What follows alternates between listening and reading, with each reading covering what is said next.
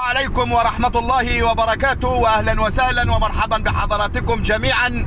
هجاص كورة يرحب بكم.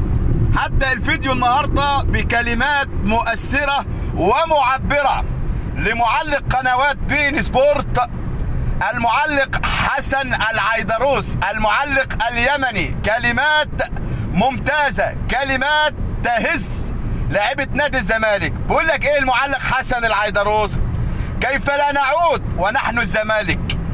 كيف نختفي ونحن من تصدرنا لأعوام؟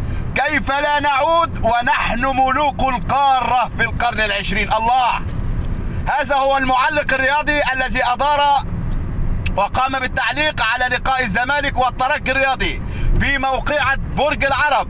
هذه الموقعة كانت موقعة شرسة وموقعة مهمة، واستطاع الزمالك أن يعود من بعيد، والزمالك يعود، أو هقول كلمة كده جميلة، عودة الروح إلى الجسد. أداء روعة الروعة من جانب نادي الزمالك. تقدم الزمالك في الدقيقة 9 عن طريق سيف فاروق جعفر، هدف روعة الروعة من أسيست لأحمد سيد زيزو، ثم ركلة جزاء تصدى لها أحمد سيد زيزو، والهدف الثالث الذي أنهى مجريات اللقاء هدف سيف الدين الجزيري. الزمالك يقترب وبقوة، ولكن في حاجة: إذا أراد الزمالك الصعود إلى دور الثمانية عليه أن يفوز في الموقعتين القادمتين أمام شباب بلوزداد الجزائري وأمام المريخ. وأقولها بكل صدق: إذا فاز الزمالك على شباب بلوزداد وفاز على المريخ، انتظروا الزمالك في نهائي دوري أبطال إفريقيا هذا الموسم. الزمالك عاد من بعيد، أداء مشرف، والجمهور كان له عامل السحر والمفعول في موقعة برج العرب.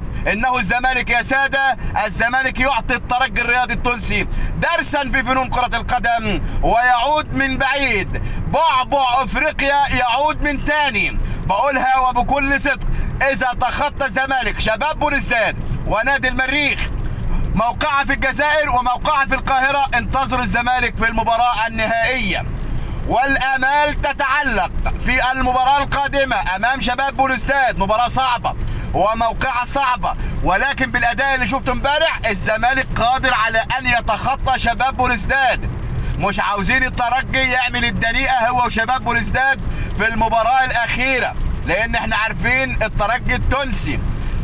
كلمات نبيل معلول عن نادي الزمالك امبارح كلمات كانت معبرة عن أداء نادي الزمالك. قال لك الترجي ما كانش عنده حافز للفوز، عكس نادي الزمالك اللي كان عنده الإصرار والعزيمة. والجد فريرة يعود من بعيد ويقدم واحدة من أمتع مباريات الزمالك هذا الموسم، ولكن أمام الترجي الرياضي التونسي، هذا الفريق العريق أو نادي الترشي التونسي، استطاع الزمالك أن يتفوق عليه ب3 أهداف مقابل هدف واحد، ليرفع رصيده من النقاط إلى 4 نقاط، ويتساوى مع المريخ وشباب بلوزداد 6 نقاط، ويتصدر قمة هذه المجموعة فريق نادي الترجي ب9 نقاط. أعتقد الموقعتين القادمتين بالنسبة لنادي الزمالك هي الأهم في مشواره الإفريقي هذا الموسم، بل بل هي الأهم هذا الموسم لنادي الزمالك. الزمالك بدون مجلس إدارة يتخطى الترجي الرياضي التونسي بثلاثية نارية في ملعب برج العرب. هجاص كورة يرحب بكم. دمتم في أمان الله، والسلام عليكم ورحمة الله وبركاته.